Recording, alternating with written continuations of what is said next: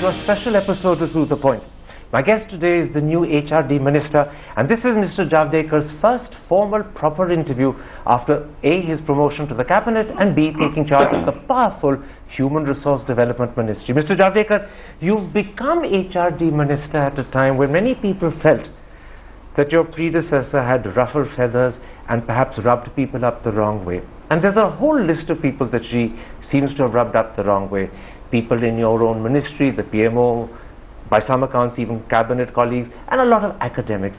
So was your first task to put a healing touch and to smoothen ruffled feathers? First, let me tell you that Smriti did very good and took many good initiatives in HRD. Continue with those initiatives. One. And second, as a press, you will ask this kind of question, but let me tell you that the approach of the government is seen in the resolve of the Prime Minister. And last week only we had Interstate Council meeting where there are always 4 topics to be discussed in Interstate Council, where all Chief Ministers come. One topic was quality of, and their Prime Minister said that we have achieved expansion. We have practically taken education to all, but we need more now stress on quality. I think that's the job now as a HRD Minister, as she was also carrying, we will carry it further. I want to talk about some of the important things you've said in the 15 days you've been HRD Minister, because I think they've struck people's attention in a big way. First of all, on the 12th you said, and I'm quoting you, all we want is good education. This is not a BJP Congress matter, this is a national issue. Are you in a sense telling the country that education needs to be depoliticized? It shouldn't be a political football, it shouldn't be a matter of tu-tu-me-me between political parties, it should be a matter on which there's a national consensus. Actually, I said it even in Parliament yesterday when we discussed the National Institute NIT bill. When we did that, there was a very good discussion, and therefore I'm convinced that education which touches every family and which is aspiration of the poor and every citizen, there we need a consensus building more, and therefore it's a national agenda. And therefore it shouldn't become a political football. I always believe in that. And therefore you are deliberately depoliticizing the subject. Yes, absolutely. Now, but not deliberately. This is my firm conviction. This is your personal conviction? Firm conviction. So this is in fact Prakash Javadekkar's personal attitude to education. Yeah, because I have worked in education field for the last 40 years, and our Prime Minister also thinks, because future of country depends upon the best of education we deliver to the generation. And the answer is to depoliticize it, to take it out of the tu-tu-me-me of party politics. Absolutely, and therefore in my another interaction, I said that today Bharatiya Shikshan Mandal has called me in their serious seminar on national education policy. Even Congress Forum or Communist Forum calls me for such a serious discussion. I'll definitely go there. In fact, on the 12th you said the second thing that was very important. You said, and again I'm going to quote you, we need views from all ideologies. We need each and every suggestion. Does this therefore mean that under you the HRD Ministry will not discriminate against left-wing intellectuals and in particular historians? And I ask this because many historians in the last year and a half felt they were being picked upon and targeted. Are you giving them a message? No discrimination. Modi ji and our government, we have never targeted anybody. That is not our politics. But yes, there will be natural changes when the term ends. There will be new VCs, there will be people coming around, but there is no targeted things, or there is no selective approach. But will you try and fill posts with people who are right-wing and close to the BJP and exclude the left? Because that was an impression given earlier. It is the national issue, it's a national topic, and therefore it's a national consideration. That is the matter. And therefore the left will have its fair share of representation. I don't see into left or right. I see in as a national subject. So there's no exclusion therefore? We don't believe in exclusion. Now, a few days earlier than the 12th, I think this was virtually the morning after you took over as HRD Minister, you spoke about the need for innovation in education, And then you added the following sentence. Innovation is a process of rebellion essentially. Unless you rebel, unless you challenge the status quo, how can you innovate? Did you really mean to say what you said? Yeah, I have said this umpteen times, but as I was not that time HRD Minister, nobody took note of it. But my firm belief is, see how innovation happens, three ways. First is, there is already innovation happened, you improve upon it. That's one way. Second is, there is one technology or something, ideation has come and you convert into a technology. That's taking the idea further. But for a new idea, I was with Steve Jobs for 2 days in '98 when I was heading IT task force of Government of Maharashtra, and he was telling us about iPhone, which was not existing that time, and he was telling us that in one hand there how many features he wants to build in, which was seemed to be a daydreaming. But that's how innovation happens, and therefore rebellion, you have to question, because we don't allow students to be inquisitive and we say shut up, that should go, and I'm telling this umpteen times. But you know, it's very important the words you used. You talked about rebellion, you talked about challenging the status quo. That's more than just students being inquisitive. When you rebel, when you challenge the status quo, you're asking students to raise deep, sometimes disturbing questions. But for innovation. Absolutely. But remember, those questions will first throw a challenge at firm beliefs. They'll throw a challenge at people's principles. You're saying, good, challenge. See, I believe in dialogue. I believe in debate.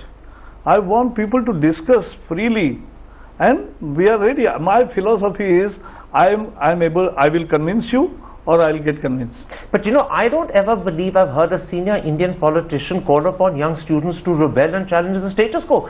It is not about political thing. Politics is free. Everybody can have his opinion and they can form many parties, and there are so many parties. When I go in foreign countries and when I see, when we seize coal by $6 per ton, so Ban Ki-moon also asked me, oh, how it was possible? I said, we have 36 parties in parliament. But they said, here are only 2 parties, but it is not possible. But you could achieve it. But yes, you're actually saying as HRD Minister that you want students to challenge the status quo. You not want them students to only. Everybody. To challenge the status quo. Because everybody, those who want to innovate have to think differently. And those who want to come out with something good for the society, they will have to think differently and think out of the box. Then, that is what I am saying. Then let's come to something you mentioned as part of your answer to my first question, the stress on quality. You said that in fact both you and the PM were committed to improving quality of education. I want to ask you first about government schools. How are you going to improve the quality of government schools? Because to begin with, some of them don't have teachers, some of them don't have facilities, many don't have both. And worse still, increasingly even poor parents are now prepared to pay from their pockets to make sure their children get a private education. In these circumstances, how will you improve government schools? I think you have asked a very right question. That's my first priority. How to improve school education, particularly in government school. I am the product of Jilla Parishad school. I was in a Tehsil town in Konkan region, and I learned from 1st to 9, 1st to 4th in Jilla Parishad school, then in a privately run but a very sensible school. So you know how deep is the need to improve. And how will you do it? My own mother, 92-year-old, she is here, and she was primary teacher in Jilla Parishad system. But how will you tackle this problem? Yes, we will tackle it. But how? By taking all the stakeholders together. And I have made it a history in Paldev village, which I adopted, which is in Bundelkhand, near Chitrakoot, on the border of Uttar Pradesh, Madhya Pradesh. Just 2 sentences. What I did was took teachers into confidence, made community participate in the whole educational renovation, and we trained and started took special efforts, motivated students also, motivated teachers essentially, and with that small step and more training for the teachers, they changed the system. It was 28% result in 12th. It became 82% with 7 months effort, and even this year it has continued because now it is 78%. You see, Minister, this may work in the case of one school or one small area, but can it work nationwide? Yes. You believe so? That is what our job is, and we will deliver. So you mean to say that getting parents and getting teachers and getting stakeholders, as you call them, together and united can change the system? Yes, and there are many aspects. But will you have adequate backup in terms of financial resources from Mr. Jaitley? That's another key question. No, that will definitely happen because our government gives top priority to education because that is enabler. That is the changing. So the resources are guaranteed. What's needed is involving stakeholders and giving everyone involved a commitment. And two, yeah, and I believe there are so many good teachers and so many passionate teachers, and if there are some bad things in the whole system, we can definitely tackle it with the help of technology, by help of motivation, by help of more innovative trainings and making education entertaining. There's no doubt that you have enormous belief in yourself. You are convinced that you can make a difference. Yes. Do you really believe in 3 years you can deliver a major change in government schools? We are not here for only 3 years. But this first term will be for 3 years. That's the first But yes, test. we That's will the first test. Under Modi's leadership, this government is going to change in many ways the systems, the way it is running, and even in education. By 2019, education will be different in government schools? Definitely there will be a marked difference. Okay, let's then come to universities. Many people believe that what is holding Indian universities back, and which is why we are ranked internationally below Chinese universities, is what they call the stranglehold of bureaucracy. And I want to put a simple thing to you. Can you allow top universities, top IITs, top IIMs to A, set their own curricula, to B, set their own standards for hiring faculty and taking into consideration students, C, to raise funds, and D, to raise or to levy reasonable fees? Can you give them that liberty and freedom? See, I believe that at a higher education, the main challenge is again creating capacities and really imparting international standard quality education which will stand India in the good state. Our brilliant of the brilliant students go to America. I believe that one day they will not only come back but will make higher education system where many foreign students will be coming here. I come to the point you're making about international universities and also to the point you're making about Indian students going abroad. But let me come back to my question. Are you prepared to loosen the hold of bureaucracy on universities so that in simple things like their curricula, like how they recruit students and faculty, they have more freedom to do it themselves? As there is parliament session on, I cannot declare in press interview, but we will come out with many more schemes. Okay. What about something else? Many people because I believe colleges become more autonomous, they get more freedom, they get more freedom to give more quality education. So autonomy for colleges and universities will be enhanced under you? Yeah, definitely, that's the program. The problem is that at the moment you have a UGC, the University Grants Commission, people believe that you can only enhance autonomy if you loosen the hold of the UGC. But is it politically feasible to loosen the hold of the UGC, or is that just too much of a challenge for you? I am just in the phase of taking reviews, but when I take reviews, I take 2 to 3 hours for each institute, and then we discuss in what direction we want to go.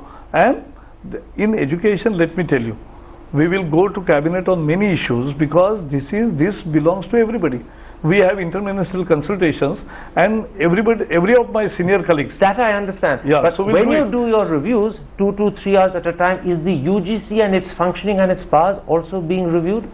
That will be reviewed next week. It will be reviewed next week? Yeah. So this is a key priority focus for you? No, UGC, AICTE are the higher education main bodies which are regulators, and at the same time we have many other experiments going on in our country.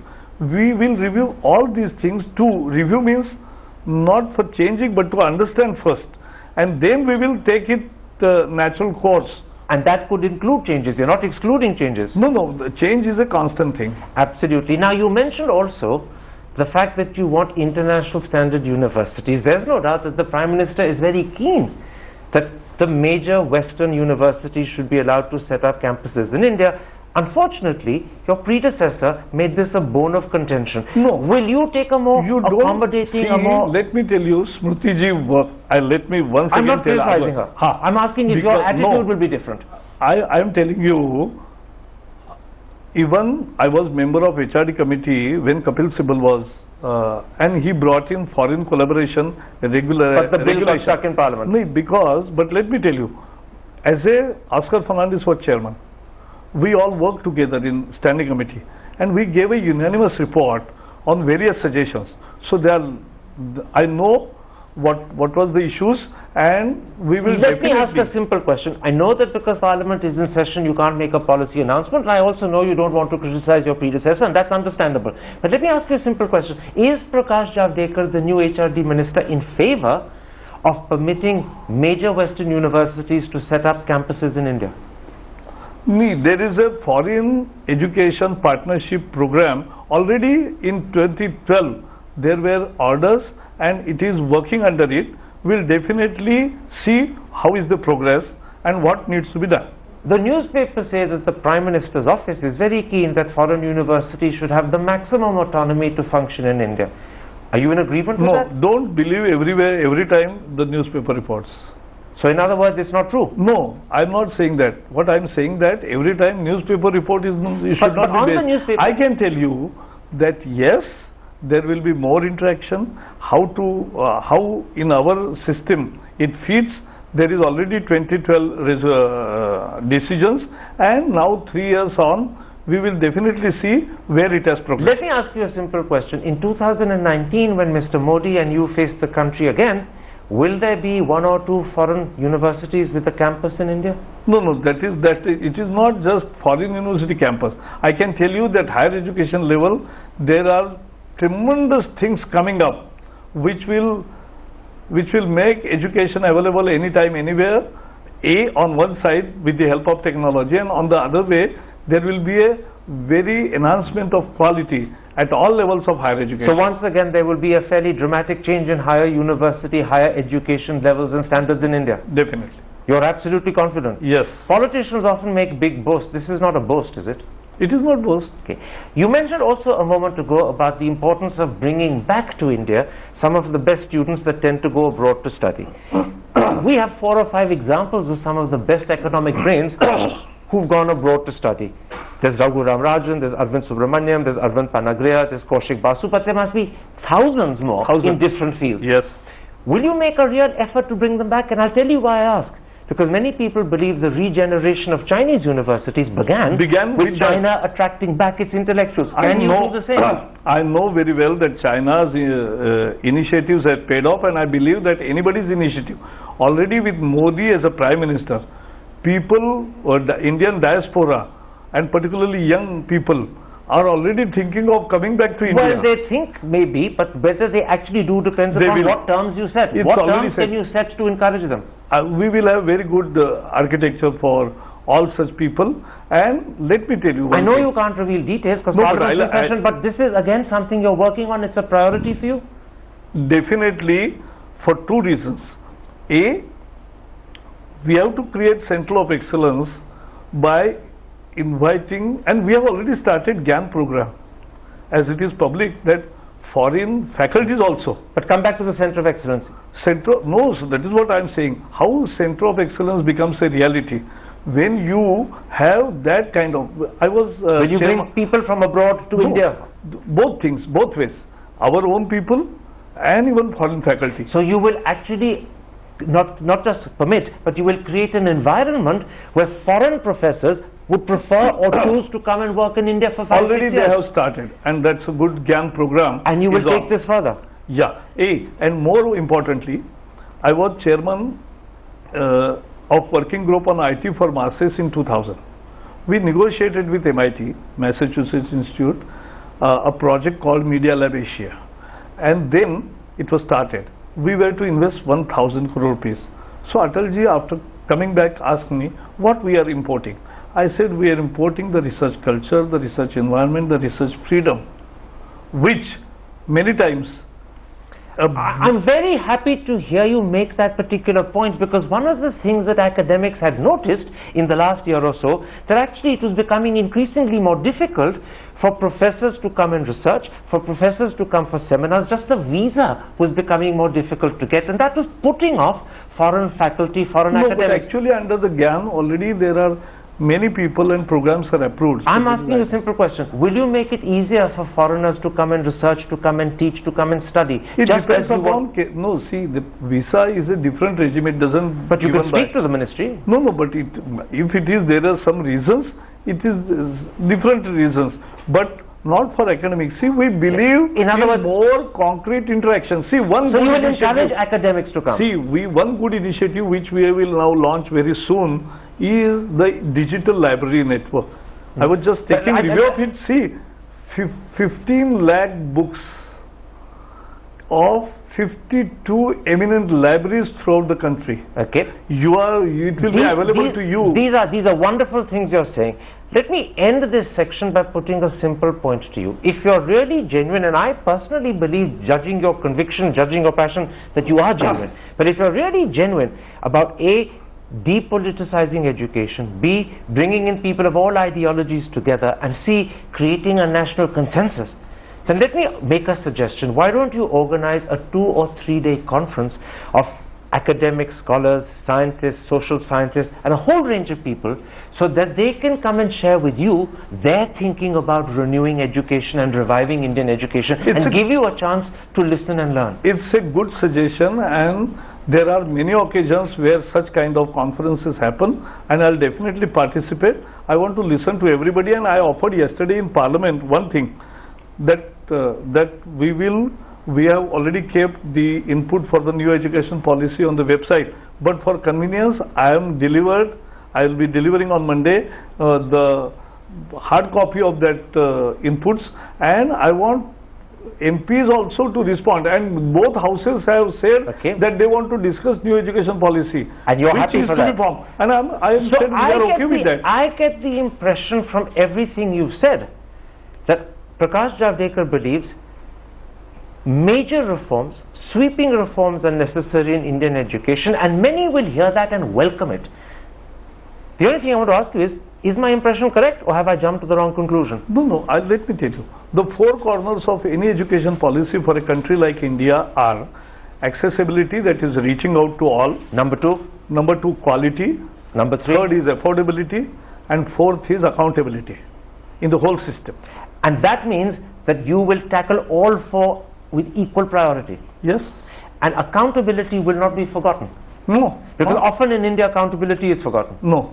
Okay. And innovation will be a stress? Because unless quality is all about research, innovative. And so we took one decision which we announced, was that when we are giving help to the, there is one initiative of providing bigger finance for higher excellence, centers of excellence. So there I am stressing that more importance should be given to create research infrastructure.